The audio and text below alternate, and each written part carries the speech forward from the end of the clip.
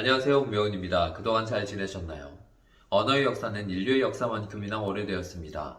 문자 사용은 기원전 4000년경으로 거슬러 올라가고 음성 언어는 정확한 기원을 찾기 어렵습니다. 그래서 언어가 어떻게 만들어졌고 언어의 의미가 어떤 방식으로 발생하는지는 인류의 기원만큼이나 답하기 어려운 문제입니다. 가장 손쉬운 설명은 언어가 세계의 모습을 담고 있다는 것입니다. 그래서 보통 낱말은 현실의 대상을 가리키고 있고 어떤 문장은 현실의 상황을 기술한다고 생각하죠. 아이에게 언어를 가르칠 때 부모님과 선생님은 자연스럽게 대상을 가리키며 낱말을 설명합니다. 사과, 나무, 자동차 같은 단어들은 항상 현실의 대상과 결합되죠. 그런데 시간이 흐르면서 아이는 물리적인 대상뿐만 아니라 추상적인 개념을 배우게 됩니다. 사랑, 정의, 권리 같은 추상적인 개념들은 앞에 말했던 사과나 나무처럼 어떤 대상을 갖고 있지 않습니다. 그래서 추상적인 단계에 이르게 되면 단어의 의미를 현실의 대상에서 찾는 설명은 설득력을 잃게 됩니다. 그렇다면 언어의 의미는 어디에서 오는 걸까요?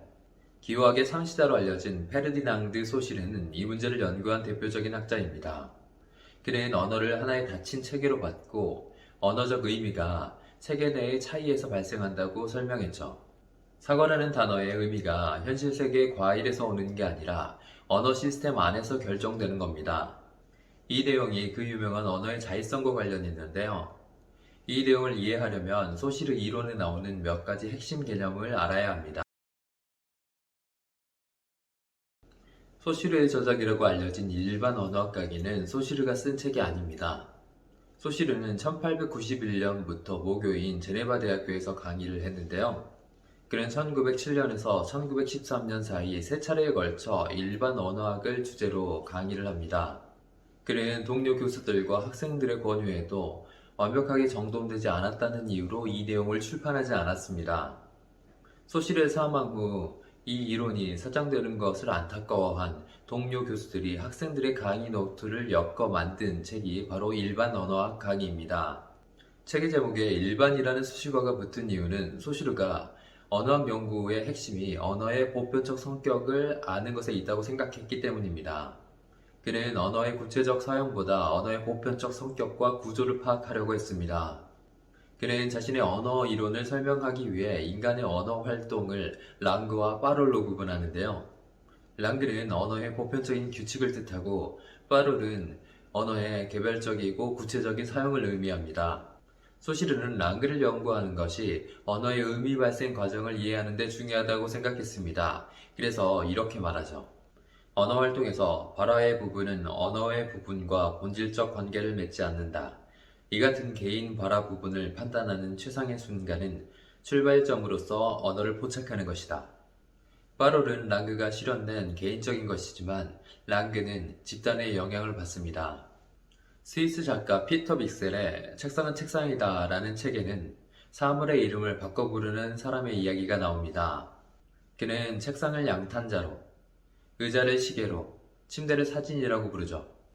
재미로 시작한 단어 바꿔 부르기는 어느새 그의 언어를 송두리째 뒤집어 엎습니다.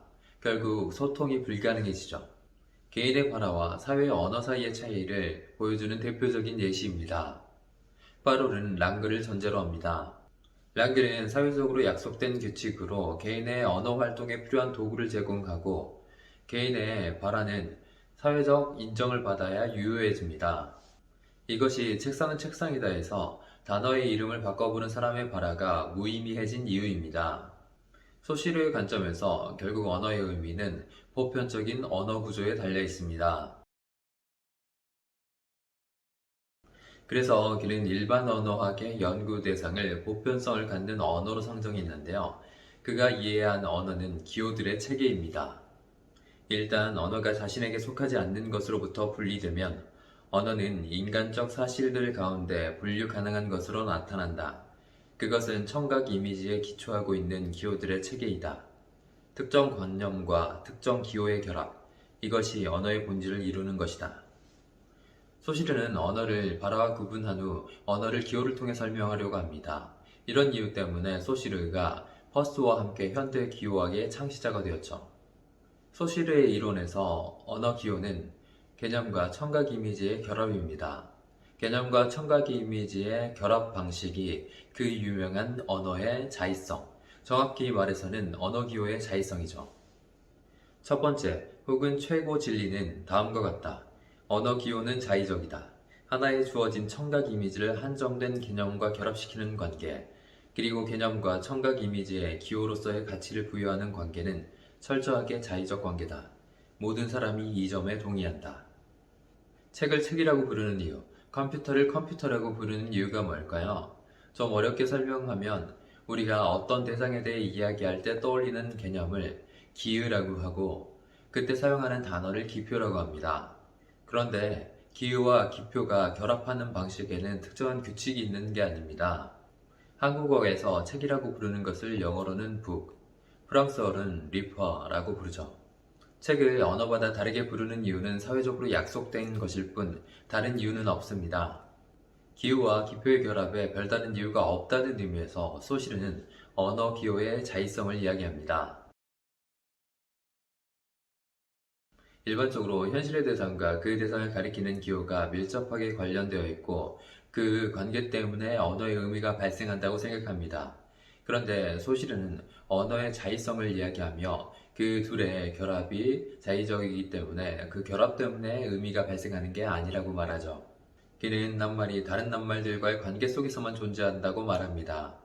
언어 체계 속에 나름의 질서와 규칙이 있고 그 관계 속에서 의미가 발생한다고 말하는 겁니다.